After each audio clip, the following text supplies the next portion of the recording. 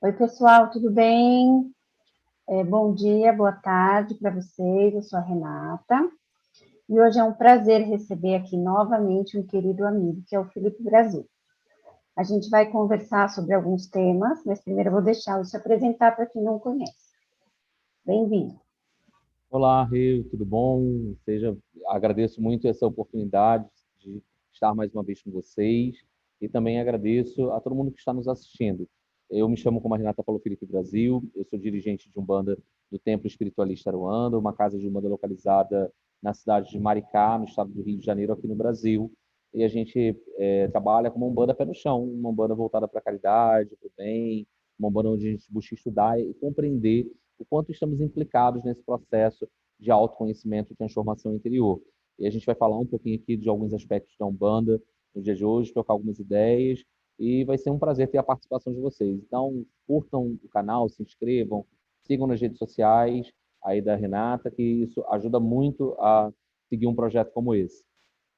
E do TEA também, né? Para quem não conhece, a Casa do Felipe tem uma página lá no Facebook, no Instagram, e eles fazem um ciclo de debates, de palestras sobre vários assuntos relacionados à Umbanda, que é bem interessante, né? Hoje a gente vai conversar sobre algumas coisinhas, mas mais especificamente sobre Umbanda e saúde mental, né? Eu não quero dizer exatamente o porquê, porque eu acho que de trazer esse tema, porque eu acho que as próprias perguntas e as respostas vão mostrar, né, a relevância dessa questão. Conta um pouquinho para a gente da sua trajetória profissional, se ela tem a ver com esse ponto, se não tem, conta um pouquinho para a gente. O que você faz profissionalmente?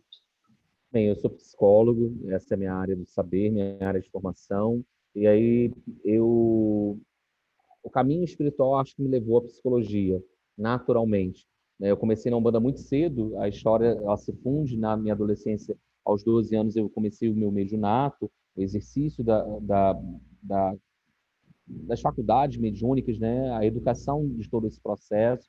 E depois disso, lá na adolescência, eu pensei em fazer alguma coisa ou ciências sociais ou psicologia, a estudar alguma coisa assim, e realmente eu me encontrei no caminho da psicologia.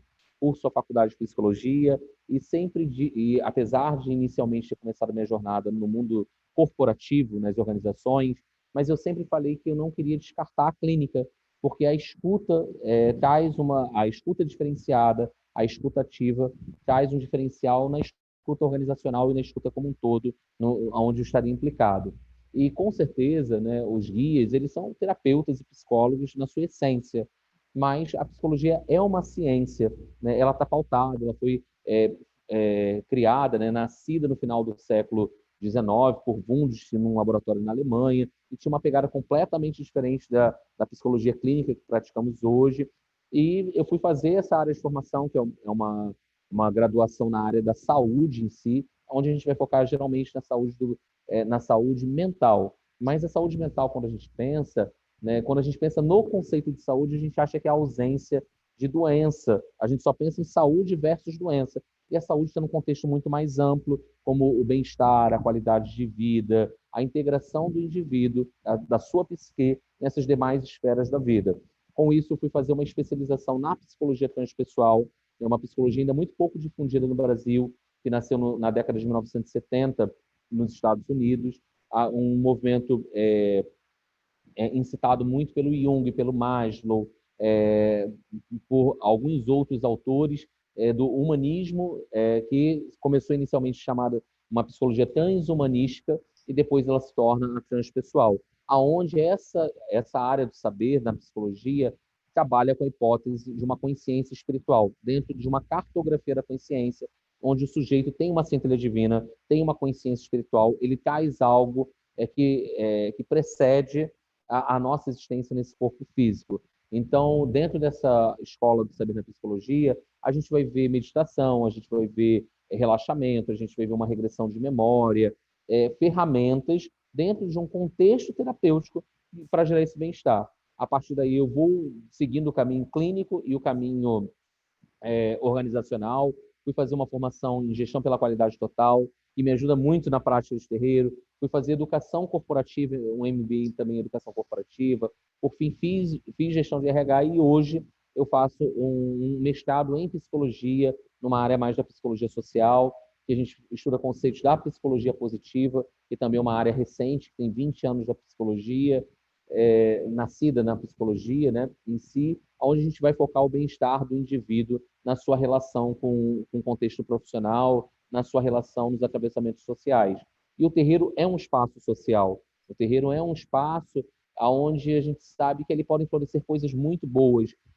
Tem alguns estudos dentro da psicologia positiva que dizem que um indivíduo que faz 2 horas por semana de trabalho voluntário, ele tem mais qualidade de vida, ele tem mais bem-estar, porque isso traz uma sensação de completude para ele, dentro de um aspecto, de um construto que nós vamos chamado Florescimento em si, que foi um livro do Seligman que foi publicado sobre o conceito de florescimento. Então, a psicologia e o dirigente espiritual andam juntos. Eu acho que um padre, quando vai fazer sua formação, né, antes de ele ser ordenado, ele vai estudar teologia, ele vai estudar filosofia, e ele vê muito da psicologia. E você tem que ter um preparo. E a psicologia acabou que a minha formação profissional acabou agregando a minha caminhada espiritual, o sacerdócio, você tentar ver o indivíduo como um ser singular, aonde apesar de você ter um regramento dentro de um terreiro, você tentar perceber, ter um olhar, uma escutativa, e isso ajuda bastante, né, dentro da jornada espiritual. Muito interessante. Você está falando da psicologia transpessoal, né? Ela considera o ser humano como um ser biopsicossocial e espiritual, né? E aí, nesse ponto, a gente tem uma junção também, claro que são questões clinicamente separadas, né? Assim, a prática clínica é uma coisa, mas eu percebo também que muitas pessoas que têm um trabalho espiritual, seja ele qual for, e que são psicoterapeutas ou psicólogos, eles também olham para essa vertente da psicologia como uma possibilidade de integração aí, pelo menos, né, nessa forma de entender o ser humano, né? E que interessante que na sua trajetória essas formações te ajudaram na posição que você tem como sacerdote, né? Mas me diz uma coisa, e onde que a mediunidade e a saúde mental elas se juntam, assim? Por que a gente pode juntar esses assuntos? Não parece que é uma coisa que está completamente desconectada, assim. Eu acho que não está tão desconectado. Primeiro, se a gente for pegar pela via da religião, a gente vai ver que todo mundo, que muitas pessoas, muitos médios foram classificados como loucos ao longo da sua história. E aí, quando a gente pensa especificamente, pegando um recorte da Umbanda, Zélio Fernandino de Moraes, que foi um médium que fundou a religião de Umbanda, foi o anunciador da religião, ele passa por um quadro onde ele é classificado que ele é avaliado por uma junta psiquiátrica, né? Ele é internado para fazer algumas avaliações porque aquele menino se portava a horas como um velho. Ele tinha 16 anos na ocasião, para 17, ele começa a falar, agir de forma encurvada, como se fosse como uma subpersonalidade, uma outra personalidade assumindo.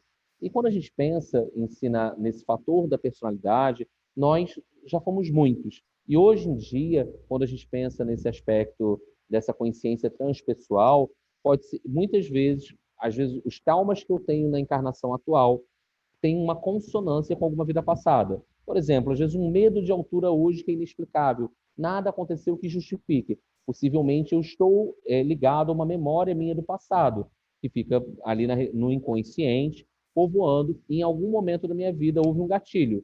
Aí eu estava dentro de um elevador e aquele elevador deu um solavanco e a partir dali eu fiquei com medo descomunal. E aí uma pergunta que a gente faz muito quando a gente, na clínica psicológica, leva o indivíduo a estados alterados de consciência, através de uma indução, de um relaxamento, a gente questiona para quem faz sentido isso.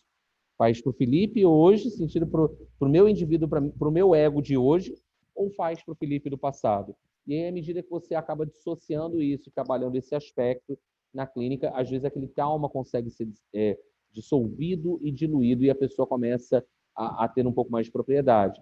E o que acaba acontecendo, que o médium por si só, ele tem uma anteninha capaz de captar muitas coisas, além do próprio inconsciente dele, que traz uma gama de informações. No nosso cérebro espiritual estão contidas, né, todas as informações, todos os nossos registros. A gente só é capaz de lembrar com aquilo que de alguma forma pode nos ajudar. O inconsciente ele é sábio. Ele só vai trazer um conteúdo que seja significativo para o meu aprendizado nessa encarnação. E muitas pessoas reencarnaram com a missão do mediunato. A mediunidade, quando a gente não entendia muito tempo, há muitos anos atrás, antes dos estudos colocados por Kardec, né, e por alguns outros estudiosos da mediunidade, a gente observava aquilo como loucura. A pessoa às vezes falava de uma forma, muitas vezes as pessoas estavam obsediadas e eram trancafiadas num sanatório, né? E quando Zélio de Moraes começa o trabalho dele, o tio dele, que era diretor de um asilo psiquiátrico, de um hospital psiquiátrico aqui no Rio de Janeiro, trazia uma lista para ele e ele falava: esse aqui, o problema dele é espiritual, esse aqui já está no físico. Porque a gente tem que lembrar também que quando uma doença surge, seja uma psicose, seja uma esquizofrenia, primeiro ela começa aqui no nível espiritual. Ela vai penetrando em todos os meus campos energéticos e ela ancora no corpo físico. Quando ela chega no corpo físico, é necessário a medicação, e é uma medicação psiquiátrica para ajudar aquele indivíduo. E aí você tem que ir fortalecendo aquela personalidade através da psiquiatria, da psicologia, para que ele esteja novamente apto. Pode ser que ele tenha tido um surto pontual. E o trabalho mediúnico, quando a gente vê que alguns indivíduos que chegam no terreiro falando assim: eu ouço vozes. Se você fala que você ouve vozes para um médico mais tradicional, ele vai te prescrever, ele vai falar que a pessoa está cindida com a realidade. No entanto, no terreiro a gente vai observar, vai tentar entender aquelas vozes, né? Se aquelas vozes é um processo obsessivo, se é um afloramento mediúnico, onde até um autor escreveu um livro chamado Emergência Espiritual. É um psiquiatra chamado Groff. Ele e a esposa dele, a Cristina Groff, escreveram um livro falando sobre os estudos da emergência espiritual, inicialmente com LSD, onde na década de 1970 você dava LSD para as pessoas em laboratório e elas entravam em estado alterado. E depois o Groff ele observa que ele alcançava os mesmos resultados com a meditação transcendental. Ele falou: não preciso do LSD para isso. E ele começou a observar que a queixa de algumas pessoas que chegavam na clínica dele eram uma queixa de ordem espiritual, uma emergência espiritual, uma crise xamânica, como ele vai falar, onde a pessoa começa a notar um aspecto espiritual. Nós somos seres espirituais, né? Os sonhos têm um teor espiritual. A espiritualidade ela atravessa a nossa vida. Às vezes, quando a gente está muito imerso no mundo material, a gente esquece desse contexto espiritual, porque tem pessoas que vivem apenas para trabalhar, apenas para ganhar dinheiro, apenas para o seu umbigo, e esquecem o senso do coletivo, o senso social. Então, em tempos de crise, nasce uma solução. Quando Zélio Fernandino de Moraes sofre uma crise, ele vai buscar ajuda e se descobre médium. E muitas outras pessoas, sabe, quando eu tenho uma dorzinha, eu não sei o que é, eu vou ao médico e começo a pesquisar. E geralmente esses fatores espirituais, às vezes o médico não encontra causa nenhuma dentro da medicina tradicional, dentro da psicologia. E aí a pessoa, às vezes, consegue ressignificar aquilo num trabalho espiritual. É claro, no Brasil a gente tem uma oferta de trabalho espiritual muito grande, várias religiões. Mas como fazer isso em países que você não tem? Então, pô, aquela pessoa está fadada, fica louca? Não. Aquela pessoa está em desequilíbrio energético. Ela vai precisar percorrer um caminho de autoconhecimento, um caminho onde talvez um trabalho voluntário possa ajudar a elevar esse padrão vibratório dela, vai ajudar ela de alguma maneira a se equilibrar, a se equalizar e descobrir que ela tem ali uma caminhada, uma jornada espiritual numa outra formatação. Gente, nós temos médiuns na Igreja Católica, nós temos médiuns na Igreja Evangélica, né? Lá, quando a gente pensa em Francisco de Assis, né, que se comunicava, né, espiritualmente, ele é médium. Antônio de Pádua, que tem um fenômeno de bilocação, que tem dois países diferentes ao mesmo tempo e as pessoas vendo e conversando com ele.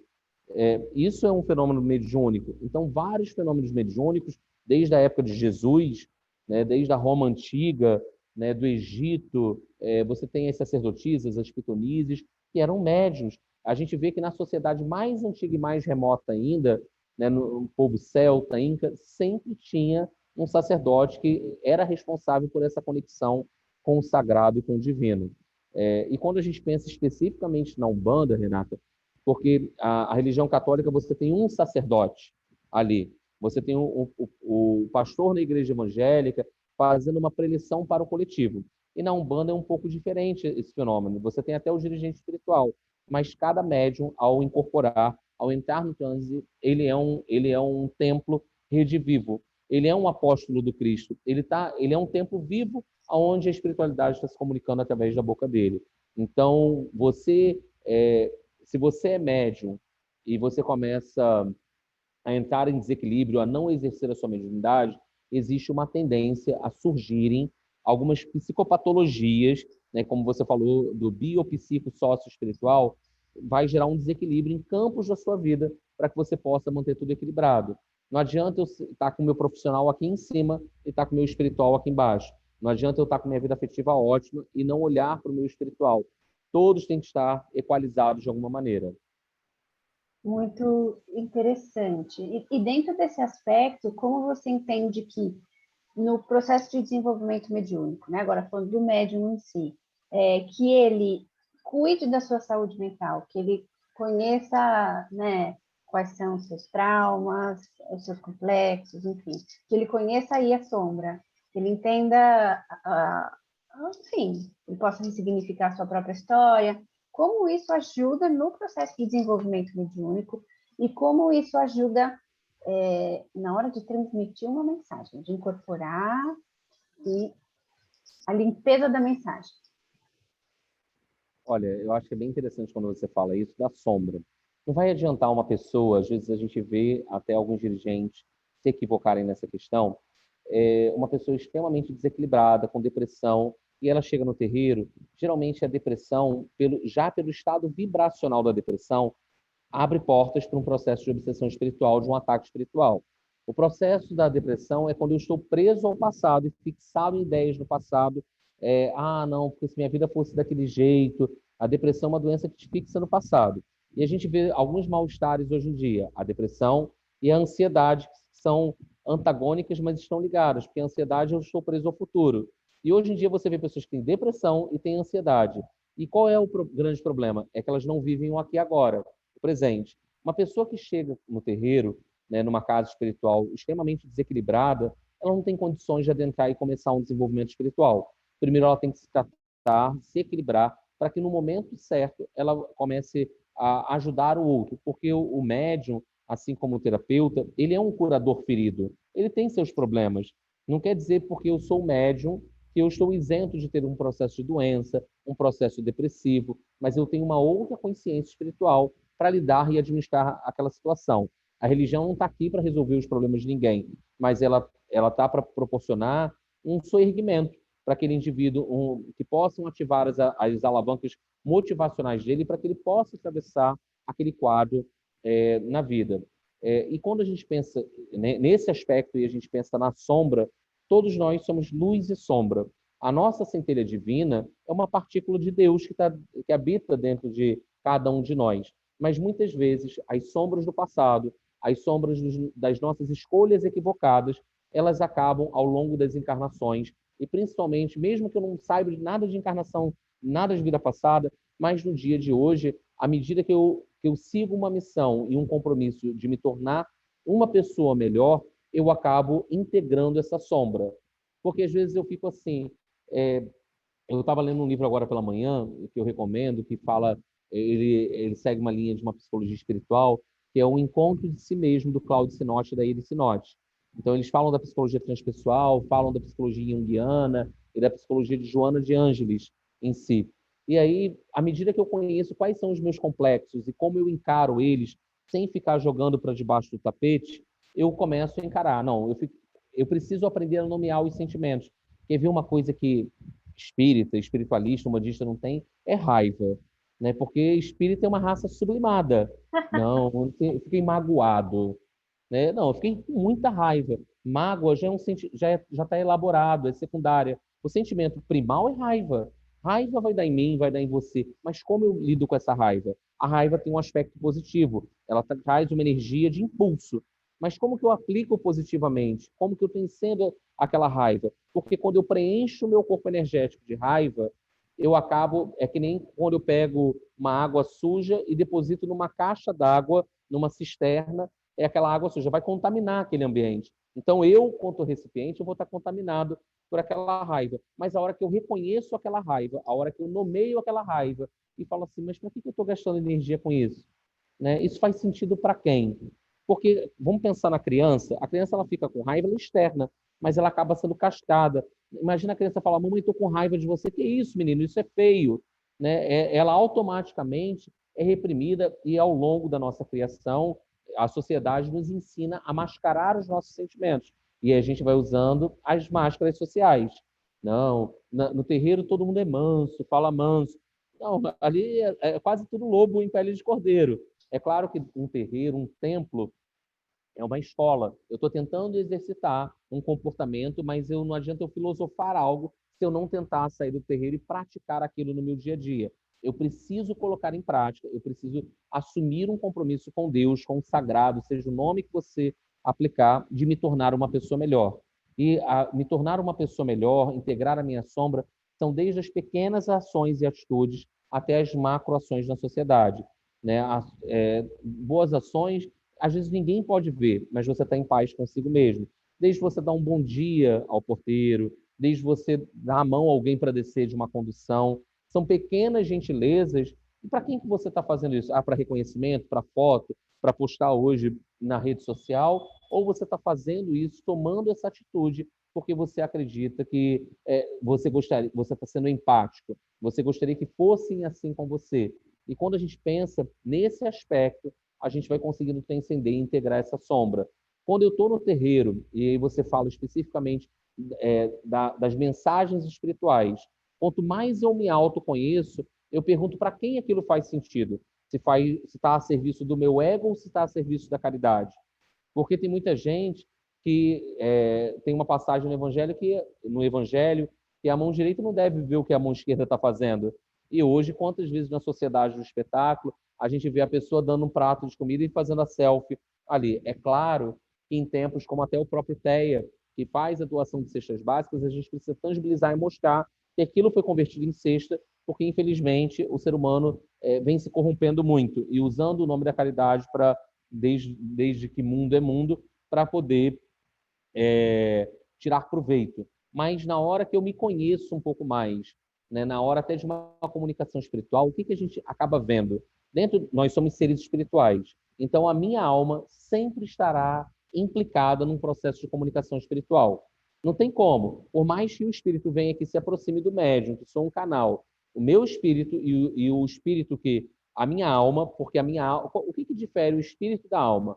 A alma ela está encarnada, tem um corpo físico e o espírito não tem corpo físico. Então você tem a alma do Felipe e o espírito do caboclo que está aqui. Na hora que vai estabelecer uma comunicação, o Felipe é um decodificador. Então aquela comunicação vai passar por esse aparelho mediúnico e vai colocar. É claro que o que eu tenho, o que eu preciso exercitar quanto a isso? Eu preciso silenciar a minha mente, porque a minha visão de mundo e o meu valor vai estar implicado naquela comunicação. Mas às vezes aquele espírito, vamos pensar na cultura indígena, que é muito distante da nossa cultura, uma cultura eurocêntrica, vamos colocar assim, né, latina. Esse espírito, de alguma forma, ele tem uma visão diferente. Ele vai ter uma condução diferente, uma linha de conduta diferente. E ali eu tenho que silenciar e respeitar. Eu estou consciente espiritualmente, o que eu não posso permitir é que ele faça coisas que firam meus valores. Ele só vai fazer coisas, ter ações e orientações que se coadunem com os meus valores. E muitas vezes, à medida que eu sou capaz de silenciar e aquele espírito, você ter mais espírito e menos alma na comunicação, eu tenho uma comunicação mais límpida, mais cristalina. Para quem é mais... Hoje, quando a gente faz uma videochamada, quando a videochamada está chiando, a qualidade não está muito boa, a gente vive isso hoje em dia. Mas o médium gera esses atrapalhamentos aqui na comunicação. Quanto mais turbulenta tiver a mente dele, mais dificuldade a gente vai ter. Um médium que tem muita raiva, ódio, rancor, sentimentos, onde que ele vai estar vibrando? Qual vai ser a faixa? Né? É difícil ele se conectar com uma espiritualidade maior. Né? Então, a gente vai questionar o comportamento do médium, avaliar aquela mensagem para ver se tem uma coisa a ver com a outra. Será que um espírito de luz... A gente tem que ter uma mediunidade, a gente não pode ter uma fé cega, porque a fé cega acaba nos atrapalhando muito. A gente tem que avaliar aquela mensagem, mas será que um guia de luz faria realmente aquilo? Né? Será que isso não é do médium? Então, quando a gente pensa até de forma arquetípica na Umbanda, um preto velho, né? O preto velho ele é símbolo da libertação, ele é símbolo da humildade, da resignação, da abnegação. Então, ele vai trazer isso. Um preto velho que baixa num terreiro e age de forma prepotente, será que é um preto velho? Porque preto velho é um grau espiritual, né? Da mesma forma que o caboclo é um grau espiritual. Não quer dizer que aquele espírito que esteja se manifestando seja preto, seja velho, mas ele tem um grau espiritual e ele tem, possivelmente, ele representa uma legião, ele tem uma autorização espiritual para representar. Se, a, se os valores espirituais daquela linha de trabalho, daquela falange, não estiverem representados naquela incorporação, a gente tem que se questionar. Ou é um espírito obsessor, um quiumba, ou vai ser um médium que está passando à frente. E aí a gente às vezes vai ter mais do médium do que do espírito durante o transe mediúnico. E isso a gente vai acompanhando na casa de Umbanda pelo treinamento, pelas sessões de educação mediúnica. Você vai ver, principalmente os médios que estão numa fase inicial, nos seus primeiros anos, eles ainda estão se adaptando. Você, às vezes, vê muito do comportamento do médium naquela incorporação. E aí, assim, é todo um processo, um passo a passo. Um processo longo, né? Mas tô pensando, enquanto eu te ouvia, fiquei pensando que a maior parte, me diz se você concorda, né? Se faz parte da sua realidade, mas que muitas pessoas acabam procurando ou chegam para fazer desenvolvimento mediúnico, ou procuram um terreiro, uma casa, quando elas estão num momento de crise, né? E essa crise, ela é psíquica, ela é emocional, ela é espiritual, ela é energética, né? E aí, a percepção que eu tenho é que quando você começa um processo de desenvolvimento mediúnico, você vai começar a cuidar daquilo, uma panela de pressão explode, todos os conteúdos se manifestam, né? Uhum. Então, pode ser uma visão um pouco utópica, espero que algum dia isso seja possível, que todas as pessoas que exercem a mediunidade, né, num lugar, sim, que é um lugar de poder, quando você, no sentido quando você está acolhendo alguém, passando uma informação para alguém que está vulnerabilizado, está contando com aquela sabedoria, né, aquelas palavras e tal, que essa pessoa possa também ter um trabalho ao mesmo tempo de autoconhecimento. Pode ser através da psicoterapia? Pode, mas ou talvez de outra ferramenta, mas que as coisas andem juntas. Você está ouvindo um ruidinho? Não. Não? Tá, não, parou, deu uma parada. Se voltar aí eu te falo. E aí eu acho que isso pode ser um pensamento um pouco utópico, mas eu me guio bastante por essa percepção, sabe? Como é importante que a pessoa esteja disposta a se cuidar no nível integral, dentro das possibilidades que ela tem. Se o trabalho mediúnico, a casa, oferece algum tipo de apoio nesse aspecto, melhor ainda, se é possível, claro que isso tem um custo, né? Mas o quanto porque eu aprendi que não existe mediunidade desequilibrada, existe médium desequilibrado. Então, se eu tenho, por exemplo, dificuldade de impor limites na minha vida para as pessoas encarnadas, eu terei essa mesma característica no plano espiritual. Então, eu também terei dificuldade de colocar limites para os espíritos, que é a minha forma de ser, né? Então, como esse olhar integrado entre desenvolvimento mediúnico e saúde mental poderia, né, ajudar ou poderia trazer mais consciência, não sei.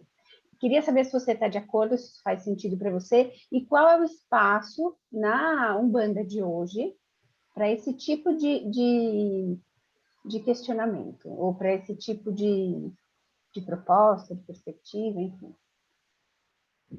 Eu acho que a primeira coisa a gente vê alguns médios que se acham virtuosos e valorosos. E aí, quando eu falo médios no geral, não importa qual posição ele esteja assumindo. Eu nasci assim, eu cresci assim, vou ser sempre assim. E isso vai no sentido contrário da da questão da reencarnação. Porque a reencarnação, a única coisa que a gente tem certeza é que a gente precisa mudar. Se a gente está aqui é porque a gente precisa mudar. A psicoterapia, a meditação, ferramentas que nos favoreçam essa ampliação da consciência. Pessoal, não adianta eu ampliar e tomar consciência de algo se eu não trabalho com aquele algo. Se eu não vou lidar com isso. É claro que às vezes tem aspectos que, às vezes eu escolho e falo assim, eu não quero lidar com isso agora, mas eu tenho consciência que eu guardei aquilo numa caixinha, um conteúdo que está ali. Mas uma hora aquele conteúdo vai começar a sacudir aquela caixinha, vai gritar e vai querer vir para a luz, né? Vai querer aparecer de alguma forma. De forma bem grosseira, a gente tem um filme que pode ilustrar um pouco isso. Tem um filme que passou, um filme chamado Fragmentado, né? Que foi um filme de muito sucesso de alguns anos atrás, já tem até o segundo, que mostra um indivíduo que tem várias personalidades. E as personalidades são alter egos, né? E aí tem uma personalidade infantil, tem uma personalidade mais raivosa, ele é homem, mas tem uma personalidade feminina, e nós somos muitos em um só. Aonde que eu conheço, aonde que eu integro todas essas personalidades? E muitas vezes a minha criança ferida vai implicar nas minhas escolhas hoje, gerando talvez relações de dependência e um medo de abandono. E o médium, quando ele entra no terreiro, que é mais um campo social, ele vai levar todos os complexos, todos os traumas, todas as limitações e dificuldades espirituais que ele tem e psicológicas. Agora, como lidar com isso? Alguns médiums acham que a atividade espiritual ela só se dá ali, naquele setting. E ele é médium naquele momento, mas quando ele sai dali, ele esquece, parece que tudo. Ele só volta a ser médium daqui a 15 dias. E se ele não trabalhar aqueles conteúdos que foram ali, que surgiram, não refletir, às vezes ele é cambono, né, aquele que está dando suporte ao guia, se ele não refletir em cima do que ele escutou, ele vai continuar sendo o mesmo. A gente tem que procurar sair do automatismo.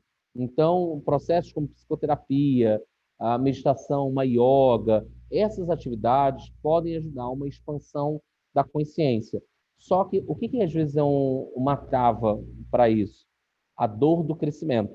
Porque quando eu começo a tomar consciência, né, e começo a tentar mudar o meu comportamento, parece que eu vou ficando inadequado para alguns ambientes. Por exemplo, quando eu penso que a maledicência não cabe no meu dia a dia contra um ser espiritual, contra um ser integral, tendo em vista que os espíritos escutam tudo. Se eles estiverem por perto, eles vão escutar tudo. Será que cabe? Né? Chico Xavier falava, se eu não tenho nada de bom para falar daquela pessoa, que eu não fale, né? Mas que eu não fale mal também. E muitos médicos falam assim, não, é só um comentáriozinho, né? Eu não estou falando mal, eu só estou comentando. E é uma forma bonitinha de você arrumar e falar assim, eu não estou sendo maledicente, não, você vai ser cobrado por aquilo. E quanto seres espirituais, de uma escola espiritual que venhamos a frequentar, nós vamos ser cobrados pelo nosso nível de consciência. Se você está num lugar e sementes são lançadas e vai depender do seu solo se vai estar disponível ou não para germinar aquilo, né, e o seu processo de transformação, você vai ser cobrado por aquilo que foi lhe ofertado. Né? Então, esse tipo de situação vai acontecer no dia a dia. O médium ele precisa estar atento, ele precisa buscar, ele precisa estar engajado. Ah, mas pô, terapia não é uma coisa tão barata, é um alto investimento. O que você está disposto a abrir mão para fazer uma terapia? Mas será que quando você lê um livro, né, você lê por inteiro, quando você escuta uma palestra, a gente tem muita oferta hoje aí. Você pode assistir assim um canal que sempre me gera reflexões, é o canal do Cláudio Sinotti, é o canal da Maíse Braga, que fala de um espiritismo nos valores morais. Tem alguns dirigentes que falam assim, Umbanda não tem esse tal de reforma íntima. Isso é chato para a Umbanda. Como não? Toda religião tem como missão nos conectar ao sagrado. Como que eu me conecto ao sagrado? A única coisa que a gente leva daqui para o plano espiritual é a nossa bagagem de conhecimento. Qual a bagagem que eu estou levando? Viver uma vida pueril, a encarnação toda, né, vai me levar para onde? Qual é o legado? A gente tem sempre que se perguntar qual é o nosso legado nessa vida. Dizem que a missão do homem é plantar uma árvore, escrever um livro e ter um filho. Que indivíduo você criou como filho? Quais foram os valores que você transmitiu e depositou naquele indivíduo? Como que está a sua árvore? Ela é frutífera? Né? E o livro é um legado deixado. O que você deixa para o futuro? Como você quer ser lembrado? Né? Nossa, fulano é uma pessoa insuportável. Né? Mas na hora que a gente coloca lá na lápide, né, o epitáfio, foi amigo, companheiro. Não, na verdade foi um encaixe. Está lá só colocado por uma convenção social. E só que quando a gente chega no plano espiritual, nós somos vistos como nós somos. Não tem como carregar uma máscara. E às vezes isso, o nosso espírito, o nosso interior vai estar ali nos chamando para uma transformação. Diariamente a gente tem uma nova oportunidade de fazer algo diferente. Os espíritos são categóricos em falar isso. Tem gente que fala assim, eu não tenho condições morais de desenvolver minha mediunidade porque eu já fiz muito mal. Você já fez muito mal. Agora que você tem consciência, faz diferente daqui para frente. Vamos tentar fazer o tempo que lhe resta. Não importa se é um dia, se é um ano, se é 10 anos que você ainda vai estar aqui. Aproveita o agora, porque quem sabe dessa maneira você acaba conseguindo transcender, ressignificar, né? Mas tem gente que fica estática, né? Tem gente que parece que está esperando a morte chegar, contando o tempo. E isso também traz angústia, isso traz apreensão, isso traz um adoecimento emocional e físico. Porque, gente, à medida que as nossas emoções adoecem, é que nem eu tenho uma dor de cabeça todo dia, não vou checar qual é a origem, a causa raiz dessa dor de cabeça e coloco ali um remedinho só para mascarar, para tirar a dor imediata, eu não estou resolvendo a causa raiz. E quando a gente pensa nisso, aí eu tenho que evocar Freud na figura emblemática do iceberg, onde você só tem uma pontinha do lado de fora, né? Quando eu penso numa crise de raiva, qual é a origem? O que está para baixo dessa raiva que a gente não está vendo? O que está submerso? E psicologia, espiritualidade e saúde mental, eu penso, reflito aqui dessa maneira. Muito interessante. E uma coisa, esses dias acho que eu vi um grupo, eu tenho participado silenciosamente de muitos grupos no Facebook para ver o que as pessoas estão falando, né? Assim, com uma perspectiva de pesquisa mesmo, da Umbanda, enfim, de Candomblé, de várias coisas, de desenvolvimento mediúnico. E outro dia uma pessoa colocou uma pergunta, ela disse assim, se uma mediunidade muito expansiva ou ostensiva, né, assim, para dizer de alguma forma, se só pessoas boas têm, se é um dom maravilhoso, e só pessoas boas com caráter, que a gente pode confiar nos valores, enfim, manifestam uma mediunidade dessa forma, né? Fazendo um link, pensei nisso entre, tá, então, ok, você é médium, você incorpora, você dá passagem, você transmite uma mensagem, você acolhe alguém, e aquilo serve para você de que forma, né? Isso que você disse, que você sai do terreiro e esquece o que você ouviu, esquece o que aconteceu e só retoma isso 15 dias depois, né? Então, é um processo de transformação, incorporar é uma transformação de dentro para fora, né? O próprio ato de, né? Então, onde é que fica aí, nesse ponto, né? Eu olhar para mim, para as minhas questões, para que eu possa me transformar a partir desse exercício, porque não é quem tem uma mediunidade ostensiva é um alecrim dourado? É alguém que, né?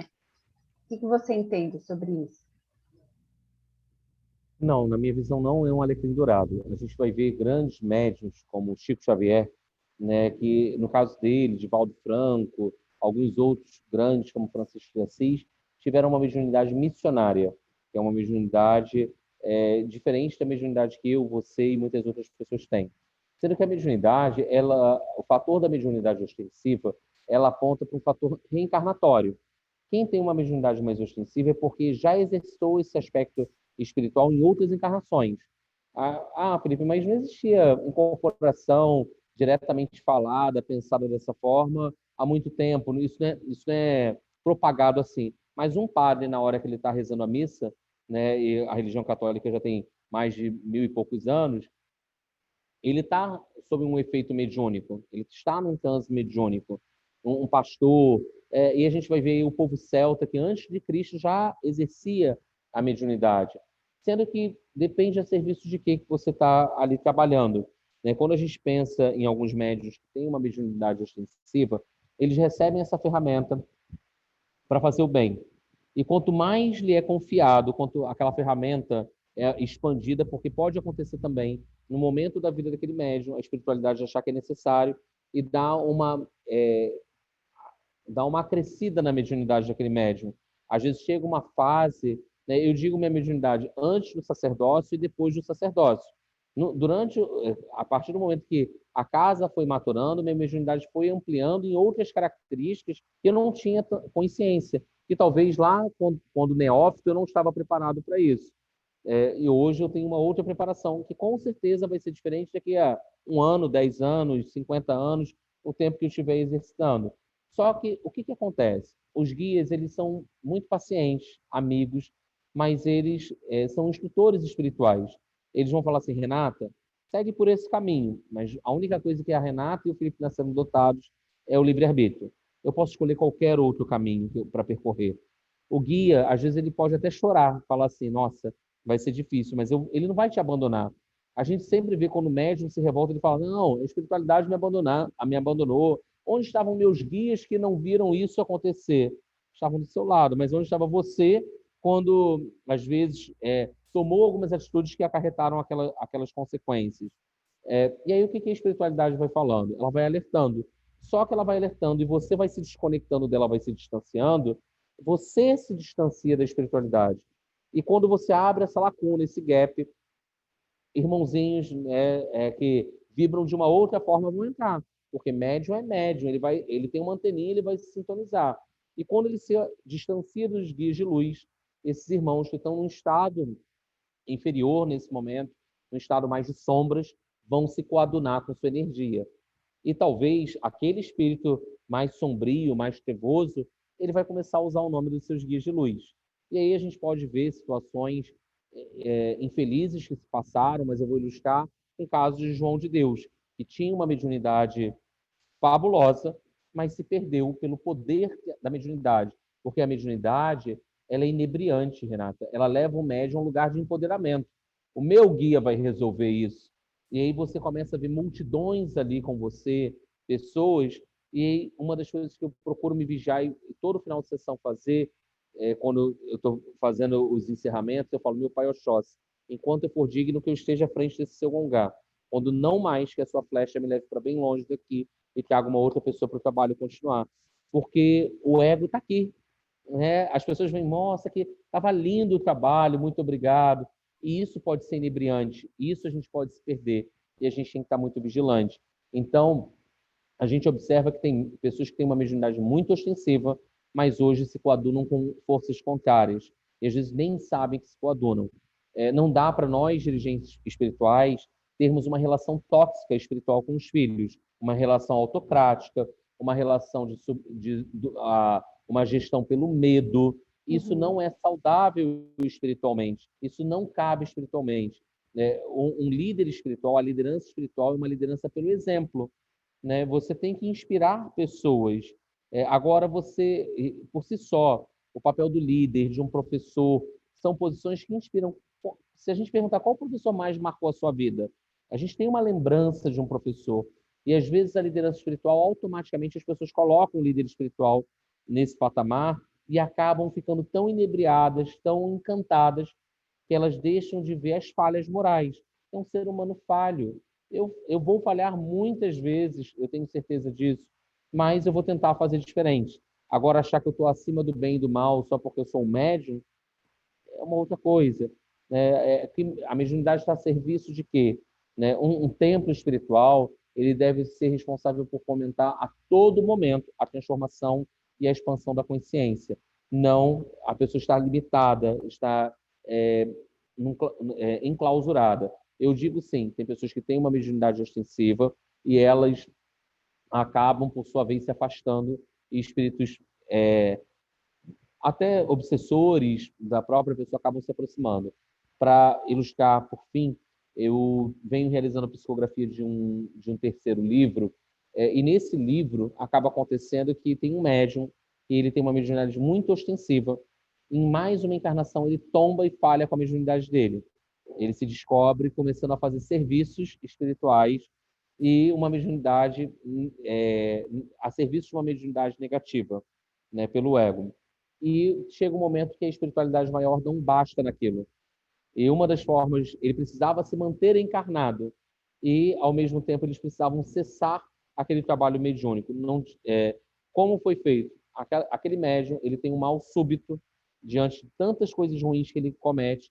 Isso é uma intervenção dos próprios mentores do médium, e ele tem um AVC, e ele fica paralisado. Ele passa o restante da encarnação dele numa cama, vendo e ouvindo aqueles espíritos que ele servia, mas ali petrificado de alguma forma, né? E ele, mais uma vez, tomba na mediunidade. Então, o que eu desejo chegar do outro lado, eu falo que eu não espero ser recebido com flores do outro lado, mas eu espero chegar no 0 a 0. Eu não quero ficar angariando mais karma, eu quero tentar sair daqui sem estar com a mala pesada de coisas ruins. No umbral, é uma zona de transição, o umbral é a nossa consciência. Eu brinco que se eu tiver uma piscina de lama lá e não ficar tanto tempo na minha piscina de lama, sem me afogar, tá bom, mas que eu possa tentar deixar aqui uma mensagem, algumas reflexões, né, alguma coisa boa como legado. Legal, que interessante isso né, do livro. E aproveitando que você falou disso, conta pra gente dos seus livros. Conto, assim, vou pegar aqui para buscar. Já há alguns anos eu sei do compromisso, da missão de ter que escrever. Eu tinha a missão de escrever um livro. Era o que eu acreditava. Durante alguns anos eu negligenciei isso. Há quase 10 anos atrás eu abri uma pasta no meu desktop e coloquei a sigla do livro que eu já sabia o nome. Eu coloquei lá SCA, Sob o Céu de Aruanda. Tinha o nome do livro. Só que eu falava, não estou pronto, né? Eu me boicotei muito para isso. E aconteceu que eu comecei a psicografar esse livro sobre o Céu de Aruanda, que foi o primeiro livro que a gente lançou pela editora Aruanda. Esse livro ele é vendido no nosso bazar, nos sites como a Amazon, nas livrarias online. Ele tem tanto na versão impressa, na versão e-book, como na versão audiolivro. Você consegue adquirir. E aí a gente fez o Sobre o Céu de Aruanda, que conta a história de um médium, né, que jovem, o Rafael, que tem um afloramento mediúnico. Quando ele vai tomar o primeiro porre da vida dele num carnaval, ele acaba se deparando, começando a ouvir vozes, né? E ele vai parar no psiquiatra, ele vai parar no psicólogo, e aí ele começa a descobrir que é um fator espiritual. E ali ele descobre que são os obsessores dele oprimindo ele de alguma forma. E, gente, a gente tem o hábito de ver que o obsessor é o vilão da história. Não, o obsessor, na verdade, ele possivelmente ele foi uma vítima nossa no passado. E se ele está atrás da gente hoje, é porque ele diz assim: você continua sendo a mesma pessoa do passado. Você não mudou. Você continua, agora está bonitinho, mudou de corpo, agora é mulher, ontem foi homem, mas você continua tendo a mesma essência. E como a gente não consegue mudar a essência rapidamente, ele é atraído pela nossa essência. Então, a gente viu vários casos de pessoas que desencarnaram no campo de concentração e lá, né, os nazistas reencarnaram aqui no Brasil, e quando aqueles espíritos se viram, daqui a pouco estavam no Brasil ao lado, numa nova encarnação, ao lado obsediando aquele indivíduo, porque reconheceram a essência, pela vibração estavam ligados. E aí, quando a gente começa a modificar, esses obsessores não começam a ver mais sentido em ficar do nosso lado. Eles dizem, não, ele mudou. E aí o perdão é libertador. E aí aqui é um livro, Pai José, que é o mentor espiritual, o espírito responsável pela obra, pela coordenação espiritual das psicografias. Ele traz Pai Tomé, que é o mentor espiritual do Rafael, e juntos eles relatam essa história ali, essa jornada espiritual. Esse livro, há pouco tempo eu tive a informação sobre o Céu de Aruanda que vai ter o volume 2 e o volume 3 desse livro, porque o Rafael ainda está encarnado e é o tempo que a história dele está se passando e essa história vai ser relatada. E depois disso, eu psicografei um segundo livro, que foi lançado em janeiro desse ano, em 20 de janeiro, que foi o Zé do Laço, A Consagração do Boiadeiro. Esse livro relata a história de Pedro. Pedro foi um sujeito que viveu no Brasil no final do século XIX para o início do século XX, e Pedro foi um homem do campo, ele viveu na lida do campo, só que ele comete algumas falhas, ele tem alguns tropeços, e ele desencarna, e a culpa dele leva ele a passar uma temporada de quase 10 anos numa região umbralina. E ele ficou lá esse tempo todo por conta da culpa. O auto-julgamento que ele realizava, ele não se permitia ser ajudado. Até que ele é socorrido, e ele conhece uma casa de umbanda, e ali ele passa anos se preparando, ajudando, e aí vai desenrolando a história. E esse livro fala muito dos bastidores de uma sessão espiritual e como um espírito, como Pedro, vem a se tornar um guia espiritual, um protetor espiritual. E não é uma coisa como hoje a gente está vendo, tudo tem que ser festa, tem que ser rápido, e não é uma coisa rápida. São anos e anos de preparo, anos e anos de estudo e de trabalho, até que ele é consagrado de alguma forma a, a, a Zé do Laço. E aí a gente vê espíritos como Zé do Laço participando da obra, o Caboclo Birajara, Pai Joaquim de Angola e muitas outras entidades que vão relatando a história e contando essa história que vem por aí, que a gente publicou agora. E por fim, eu estou escrevendo, quando eu falo nós, né? Porque a minha psicografia é uma psicografia consciente, ela vem por tela mental. Às vezes eu estou tomando banho, vem a história, eu estou na rua, vem parte da história, e aí eu começo a escrever aquilo, e aí o pai José está junto, e tem situações, às vezes, que eu escrevo uma folha inteira, ele vai lá e manda apagar tudo e recomeçar, porque não está do jeito que é o adequado, a mensagem que ele deseja. E a gente tem um livro que deve ser lançado, se Deus quiser, talvez no segundo semestre do ano que vem. Ele tem um título provisório de Mariazinha, que vai falar sobre o desencarne infantil, sobre a questão da falange da Ibejada na Umbanda, vai falar sobre os semirombas, que são os franciscanos trabalhando na linha de Umbanda, e aí vão ter várias questões, como essa questão que eu contei desse médium que tomba, né? E vão ter personagens como Pai João de Ronda, Dona Figueira, Dona Maria Caveira, algum seu Exu Caveira, que são personagens que vão permear nessa história junto com o Caboclo Sete Montanhas e com alguns outros pretos velhos numa Umbanda que está recém começada no Rio de Janeiro, lá na década de 1930, 20, nos idos do início da religião umbandista aqui no Brasil. Nossa, que interessante! Eu não li ainda o seu livro, preciso ler, porque eu não sabia que tinha na versão e-book. É interessante isso, porque quem não está no Brasil pode adquirir, né, pela Amazon, enfim, pelas plataformas. Que legal, pessoal, procurem aí, vejam muito, deve ser maravilhoso. E me conta uma coisa, o audiolivro foi você que narrou? Não, assim, foi a empresa, deixa eu ver aqui o nome dele, só confirmar.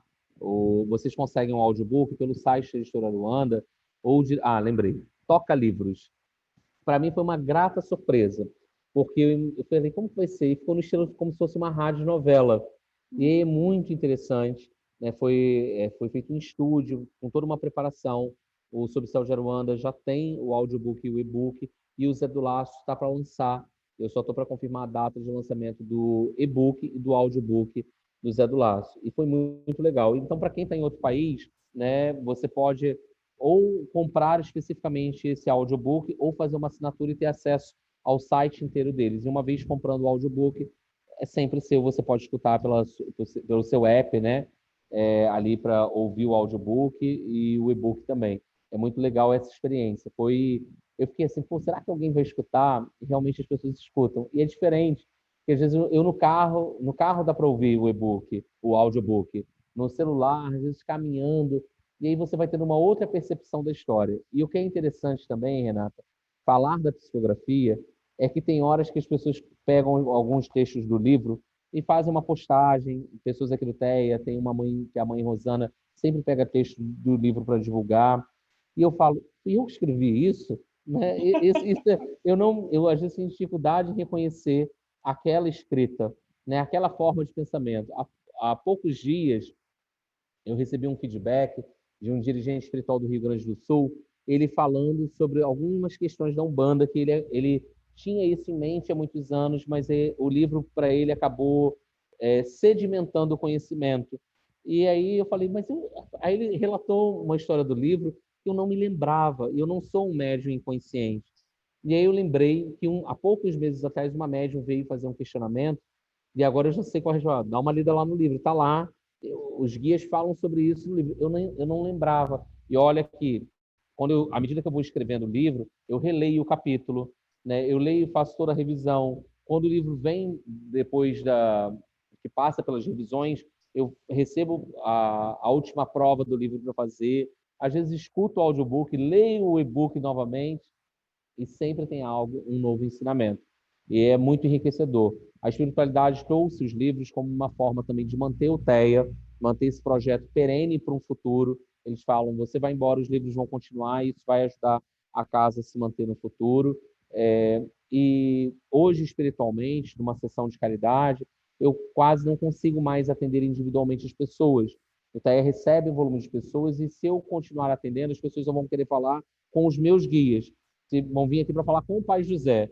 E tem tantos outros guias que podem atender, e os livros são uma forma de alcançar, ter um lastro maior de alcance às pessoas com uma mensagem mais para o coletivo, assim como as lives acabam tendo também essa perspectiva de pessoas de tudo quanto é lugar, podem escutar em qualquer momento, não só quem está no terreiro vai ser beneficiado. É claro que quando o Pai José vem aos finais da sessão, ele faz uma preleção, né? Ele sempre conversa com toda a assistência, com todos os médiuns, fazendo como se fosse uma palestra, ele e os demais guias. E isso é muito importante para o nosso processo de tomada de consciência. Que legal, nossa, isso é interessante, imagina, né? Você já está indo para o terceiro e vai ter continuação, então deve ser difícil mesmo nesse processo de psicografia lembrar de tudo, né? Que interessante. Então, pessoal, procurem, fiquei super curiosa. E queria, para a gente encerrar, também não quero tomar tanto do seu tempo, queria fazer mais uma pergunta e depois pedir assim, né? Vocês têm um trabalho super legal de assistência e vocês também dão as cestas básicas e tal, então se alguém quiser conhecer o trabalho, quiser colaborar mesmo estando de fora, tem essa possibilidade, né? De você contar um pouquinho para a gente, mas a pergunta é a última, como você enxerga o momento da Umbanda atualmente? Assim, que momento é esse que a Umbanda está atravessando? Renata, eu acredito, né, a Umbanda como uma religião que se propõe, né, a Umbanda em si como uma manifestação do Espírito para a prática da caridade, né, fazer a caridade, fazer o bem, vai incomodar muita gente, principalmente as sombras. E dentro dessa polaridade de luz e sombra, sempre há uma guerra espiritual entre o bem e o mal. E a Umbanda vai seguindo nas suas sessões de caridade, não importa se é uma Umbanda Molocô, se é uma Umbanda esotérica, se é uma Umbanda branca, cristã, não importa o nome. Somos de uma única banda, da banda de Deus. Somos de uma mesma raiz, mas com diferentes galhos aquela árvore tem, e ela vai chegando em lugares diferentes. Quando a gente tem um terreiro fazendo bem, fazendo a caridade, é Umbanda. Agora, quando a gente começa a ver esse ataque das sombras, ainda mais no tempo atual, na Umbanda, e a gente começa a ver algumas práticas que se dizem umbandistas, mas que ferem diretamente os valores pétreos da Umbanda e se distanciam da proposta. Hoje a gente vê, devido até à sociedade, ao contexto social que vivemos, uma necessidade, é, alguns aspectos, né? Um deles é a necessidade de uma Umbanda Fest. Eu preciso me desenvolver mediunicamente para ontem, né? E isso acaba sendo muito ruim, porque o médium ele tem uma trajetória. Da mesma forma que eu falei, você não se torna sacerdote da noite para o dia. Um padre leva quase 8 anos para se formar, para ser ordenado padre.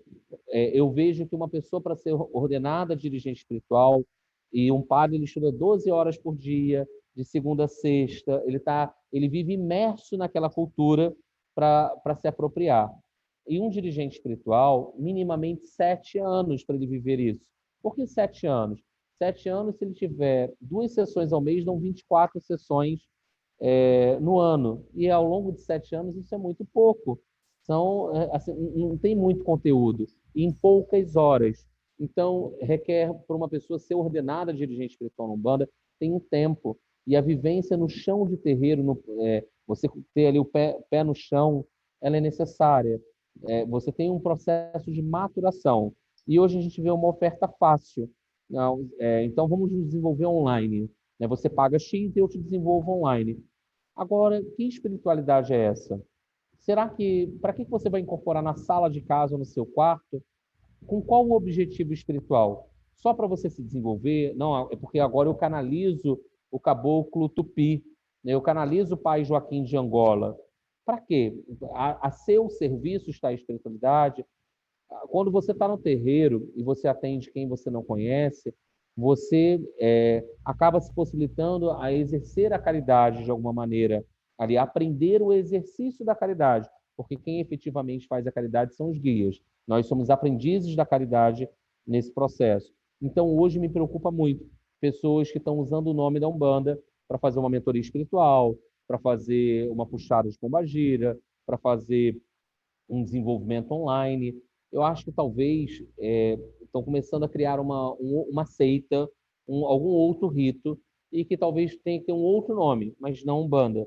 A Umbanda tem um corpo doutrinário, a Umbanda tem início, meio e fim, a Umbanda tem um objetivo espiritual, a Umbanda tem, dentro dessa doutrina, é um sistema de crença, é um sistema de valores. Não adianta você só viver o chão de terreiro se você não filosofar, só filosofar e não praticar aquilo no seu dia a dia. Você tem que estudar. Umbanda, já dizia o Caboclo Mirim, é coisa séria para gente séria, e alguns passaram a agregar, gente, ou para gente que queira se tornar sério, porque Umbanda é uma coisa muito séria quando você atende alguém, você não pode brincar com a vida daquela pessoa, e a gente não pode estar a serviço da vil moeda, como sinalizou o Caboclo das Sete Encruzilhadas, que ele via como um risco para a Umbanda futura, lá quando Zélio ainda estava encarnado, ele fala isso numa gravação, que a vil moeda poderia corromper o médium.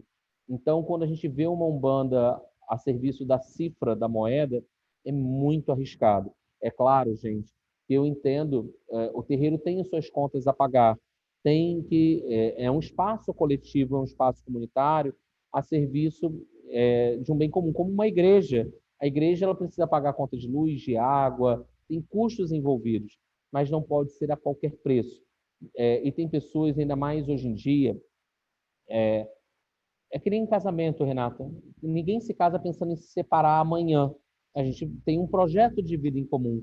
Quando você ingressa a uma casa de umbanda, vão ter problemas, vão ter dificuldades, vão ter entraves, vão ter embates. Como você lida e administra com isso? Dessa forma. Senão você não para em casa nenhuma. E pedra que muito rola não cria limo. Árvore que não tem sua raiz profunda, qualquer vento, qualquer brisa a derruba. E um trabalho espiritual, você hoje vê médios que falam, não, passei 2 anos na casa tal, 1 ano na casa tal, agora eu vou abrir minha casa. E a pessoa não tem profundidade. E aí o que a gente vê? Obsessões coletivas, casas fechando, trabalhos que não são de Umbanda e começam a ser de Umbanda. Hoje todo mundo quer ser dirigente espiritual.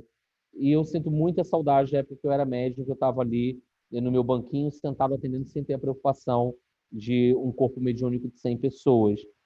Tem pessoas que estão vendo a Umbanda como uma forma de rentabilizar. Não, vou fazer isso, vou viver da espiritualidade dessa forma. E aí eu vejo com muito pesar esse processo emergente que a gente está vivendo, e eu acho que isso vai ainda ser uma crescente. Talvez eu estou sendo muito pragmático, porque tem quórum, tem público, né? Fazer o Netflix da Umbanda, né? Você paga uma assinatura, esse tipo de coisa é muito arriscado nos dias de hoje. O que a gente tem que ver é o seguinte: efetivamente tem caridade? A gente estava conversando nos bastidores sobre a sociedade do espetáculo.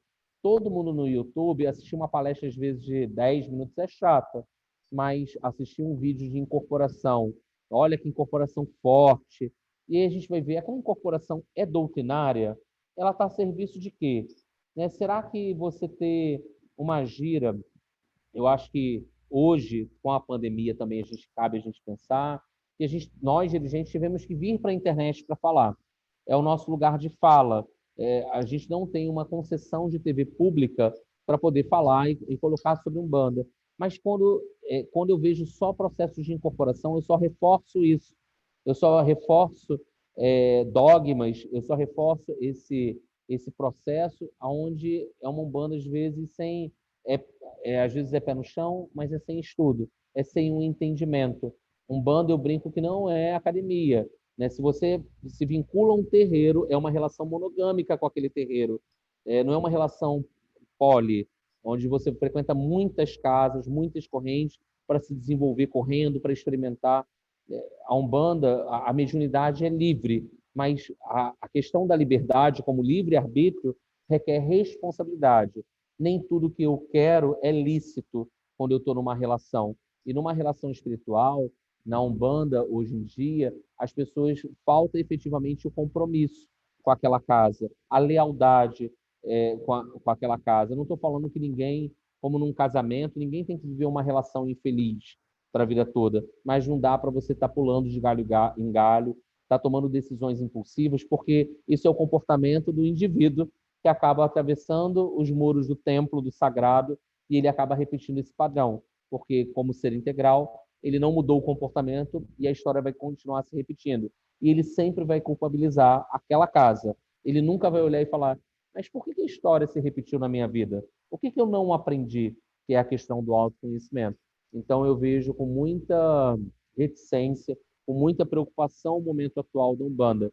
Mas, na contrapartida, eu não quero apenas valorizar o negativo. Eu vejo casas nascendo com trabalhos muito sérios, a Umbanda hoje mais voltada para um processo de estudo, de entendimento, e eu vou uma vez, se não me engano, foi o pai Beto, o Beto Angeli que falou isso, né? Que a Umbanda, quando nasceu, estava na fase de Ogum, rompendo, abrindo, e hoje está numa fase de Oxóssi, consolidando o conhecimento, expandindo mais o conhecimento para que as pessoas se sintam mais apropriadas e tenham um entendimento melhor do que praticam. Então, eu torço, rogo muito por uma Umbanda de paz, de amor, uma Umbanda de caridade, uma Umbanda que tem um objetivo espiritual. A Umbanda, tem pessoas que falam assim, para que o terreiro funcionar toda semana? Mas por que você vai à igreja toda semana? Por que tem missa todo domingo? Por que tem culto toda semana e a Umbanda não pode ter? Como eu já escutei as pessoas falarem, lugar de terreiro não é numa rua principal, são em lugares mais afastados. A Umbanda não vive em guetos. A Umbanda, ela é uma religião como uma outra religião qualquer. Isso é preconceito religioso e é crime. A Umbanda ela tem o seu lugar de ocupação social. O terreiro é um espaço político, porém apartidário. O terreiro é um lugar de resistência, de cultura. E essa cultura, esse legado precisa ser transmitido. Mas avalie qual a casa efetivamente está transmitindo esse legado. O que está deixando para a posteridade? Porque, com o tempo, essas estruturas que estão só a serviço das sombras, em algum momento elas vão ruir. É um momento interessante mesmo esse, né? Questão da pandemia, da internet, desse mercado místico, né? Assim, esse mercado religioso. Mas que bom também que você trouxe essa perspectiva do que tem de potência também, né? Sempre tem, né? A potência e os desafios. Queria te agradecer muito pela presença, pela paciência, generosidade. Para encerrar, só conta para a gente como, se alguém quiser colaborar, o que faz, se quiser conhecer mais do seu trabalho, além dos livros, onde é que a gente te acha? Bem, pessoal, todas as segundas-feiras a gente está no YouTube com uma live no canal do Templo Espiritualista Aruanda. A gente chegou agora a 6 mil seguidores e vamos trabalhar aí para crescer um pouco mais e levar a mensagem da Umbanda. Todas as segundas-feiras, a gente tem um diálogo sobre Umbanda acontecendo, que é um encontro de saberes com algum outro dirigente, estudioso, escritor, curimbeiro, que venha falar sobre Umbanda, alguma coisa, algum aspecto que possa agregar à jornada dos médiuns da Umbanda, daqueles que frequentam a Umbanda, entendendo um pouco melhor o contexto da religião. Além disso, toda semana sai um vídeo, que geralmente são as quintas-feiras, sai um vídeo no canal, que é um vídeo de reflexões umbandistas, onde é um vídeo de menos de 10 minutos, que eu falo sobre algum tema. Né? Umbanda Livre é um tema que eu gravei há pouco tempo. Caridade, sobre questões da mediunidade, eu vou colocando ali com base nas perguntas que nos enviam. Além disso, a gente está no Instagram, no @TeiaRuanda, para vocês nos seguirem por lá também. Sempre a gente coloca lá alguns esquentas das nossas sessões, ou a gente passou a transmitir também a abertura da sessão, as orações iniciais, os cânticos iniciais, para as pessoas, às vezes, que estão longe, e até em outros países tem pessoas que nos acompanham, poderem acompanhar e ter um pouquinho de uma noção como que é a estrutura da gira. A gente não tem muitas partes das incorporações, porque a gente entende que quando os guias se manifestam, vão se manifestar por um trabalho na sessão de caridade. Além disso, formas de ajudar a nossa casa. Nós temos um projeto social que hoje arrecada quase 2 toneladas de alimento e ampara cerca de 100 famílias carentes. Então, as nossas cestas seguem um processo equânime, Não é uma cesta igual para todo mundo. Famílias que têm, às vezes, mais crianças recebem mais alimentos. A gente vai montando de acordo com a necessidade de cada família. E esse projeto acontece todo último sábado de cada mês. E as pessoas doam 1 quilo de alimento não perecível que seja. E aí uma forma de contribuir é trazendo aqui o alimento no TEA, pode trazer também roupas para serem doadas. A gente só pede sempre que o alimento não esteja com o lacre rompido e nem esteja vencido, porque a gente não vai doar dessa maneira. E que as roupas estejam em bom estado e limpas para o uso. Não adianta você trazer uma roupa rasgada, enlameada, suja, fedendo, que não tem condições de a gente doar. Então, são as premissas do projeto. Para quem mora em outra cidade, estado, país e queira contribuir, tem a chave do nosso Pix. Vocês podem transferir qualquer valor. Seja, gente, dá para comprar 1 quilo de alimento, seja R$ 1, já pode ajudar bastante. Tem gente que fala assim, mas eu só posso ajudar com R$ 5. Não importa. De 5 em 5 a gente vai somando e a gente vai auxiliar alguém. Além disso, a gente tem todas as terças-feiras, nós temos consultas espirituais com caboclos e pretos velhos. São consultas pré-agendadas, presenciais. Você marca pela rede social, você vem aqui, a gente pede 1 quilo de alimento não perecível pela consulta e são realizados os atendimentos, as limpezas espirituais. E aos sábados nós temos nossas sessões públicas. Nós já estamos com a nossa agenda entrando no ar agora do mês de maio. A gente vai ter sessão dia 7, dia 14, perdão, dia 14, dia 21 e dia 28. Saravá Preto Velho, uma gira de Exu e uma homenagem ao povo cigano que vai estar acontecendo no final do mês de maio. E quase todo sábado tem sessão no TEA. Fora isso, o TEA tem cursos que acontecem para a manutenção da casa. Vai ter curso agora acontecendo no final de abril, início de maio, de metafísica da saúde com ervas medicinais, orgonites. Vai ter um curso de vivência de ervas equilibradoras, de ervas de caboclo, que vai estar acontecendo também. São formas que a gente difunde o conhecimento. E se Deus permitir, a gente vai voltar com as nossas sessões de cura, dentro em breve, que acontecem todas as quartas-feiras, no turno da noite, que são atendimentos com reiki, cristais, cromoterapia, várias terapias energéticas que nós atendemos também gratuitamente. Outra forma de ajudar a Alteia são os livros, né? O Zé do Laço, A Consagração do Boiadeiro. Vocês podem adquirir pelas nossas redes sociais. Quem adquirir conosco, a gente consegue... O valor dos livros é R$ 39,90 cada livro. E a gente tem a taxa de frete de R$ 10 para todo o território nacional. E eu faço uma dedicatória. Para quem for de outro país, se eu não me engano, Espanha, Portugal, é em torno de R$ 50. Aí, isso dá menos de 10 euros, né, Renato? Né? Tipo, o envio, né? Então não sai nada tão absurdo aí a gente enviar. Como também tem a saída do e-book, do audiobook, que vocês podem estar adquirindo. E eu quero deixar aqui meu agradecimento à Renata pelo convite, e mais uma vez poder falar de Umbanda, estar aqui tocando com vocês. E eu me coloco à disposição. E mais uma vez eu convido a Renata para quando ela vier ao Brasil, para vir conhecer o TEA, vir aqui visitar a nossa casa, que as portas estão abertas. Obrigada, querida. Vou sim, sem dúvida. Já falei para a Tânia, olha, quando eu for, vamos organizar. Eu quero muito conhecer o trabalho, vai ser uma honra. Obrigada, obrigada mesmo por conceder o seu tempo, a sua sabedoria, né? É sempre muito bom te ouvir, a gente amplia os nossos horizontes, já falou bastante de consciência e amplia, sim, a nossa consciência, né? Obrigada, querido. Até uma próxima. Até lá, pessoal. Um saravá fraterno a todos. Tchau, tchau para vocês. Tchau, obrigada aí por todo mundo que assistiu. Deixe seus comentários aqui. A gente vai, se vocês tiverem sugestões de tema também, sigam lá o Felipe. Obrigada.